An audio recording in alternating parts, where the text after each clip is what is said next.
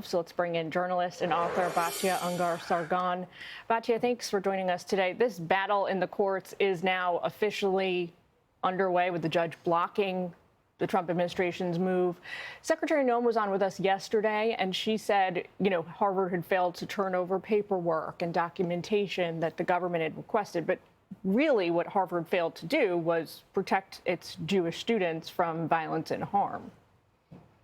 Thank you so much for having me. It's such an honor to be here with you. You're totally correct. It is so amazing to see a president actually take anti-Semitism seriously. You remember the last president saying those protesters had a point at the DNC.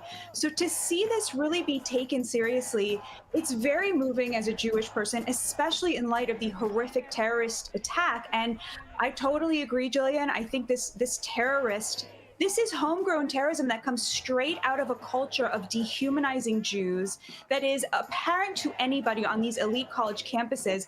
But I have to say, what I love even more about this is that the president has already won. I think most Americans did not realize that $2 billion of taxpayer dollars were going to educate the future apparatchiks of the Chinese Communist Party. I mean, it's absolutely absurd. And the idea that 27% of Harvard students are international and that we're giving those spots to people who are potentially our greatest adversaries rather than to children from the inner cities in America, from Appalachia. There is so much talent here that's getting left on the table. Well, yes, so but to be fair, I don't think we can can say that foreign students studying in this country are the same as evil dictators and despots across the world who really are U.S. adversaries. I mean, the pushback to all of this, right, from Democrats is you're punishing students from all across the world for the misdeeds of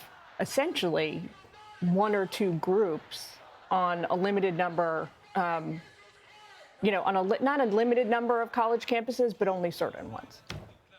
I think the idea is that when you have 27% of the students at our most elite institution come here, get an education, and then go home, including to countries that we do not have a good relationship with, they are taking the benefits and the privileges that they got here into a context in which that's not helping us, quite the opposite. So yes, you're right. I did not mean to suggest that they are themselves our adversaries, but that this is a huge privilege. And why are we expending this privilege at taxpayer expense on people who are not Americans? I think that's the point here. Not many people talking about, let's turn our attention to the events of 2 days ago, not many people are willing to call it what it was, which was anti-Semitic executions committed in cold blood on a public street. Where do you think the Jewish community in America goes from here? I mean, there's no recovering. You don't recover or get over something like that. But how do you think people start to feel sort of okay again to even be here? Our community is, thank God, very resilient. This country, America, has always protected its Jews and will continue to do that.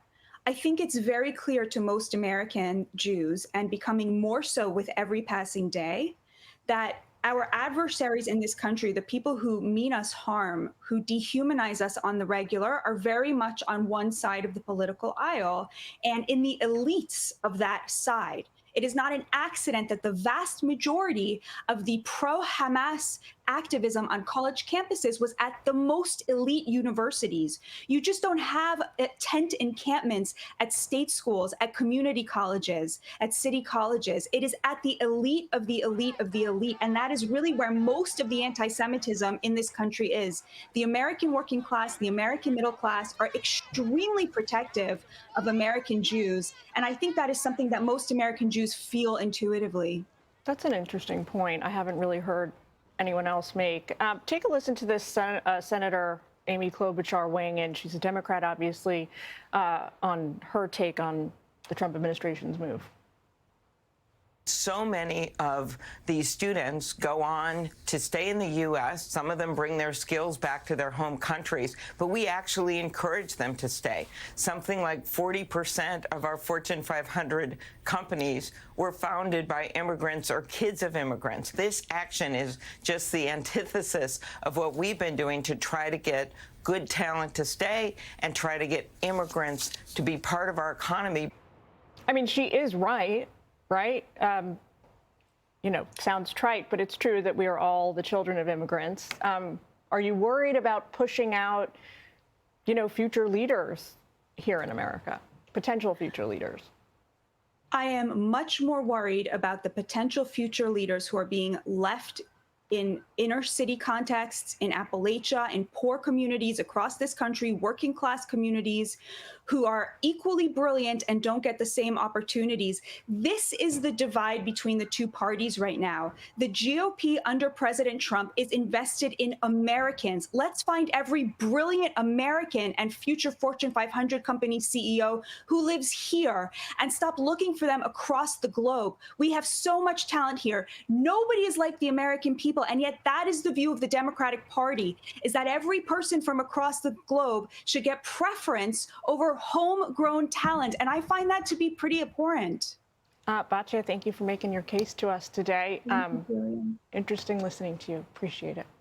Thank you. God bless. Click here to subscribe to the Fox News YouTube page to catch our hottest interviews and most compelling analysis. You won't get it anywhere else.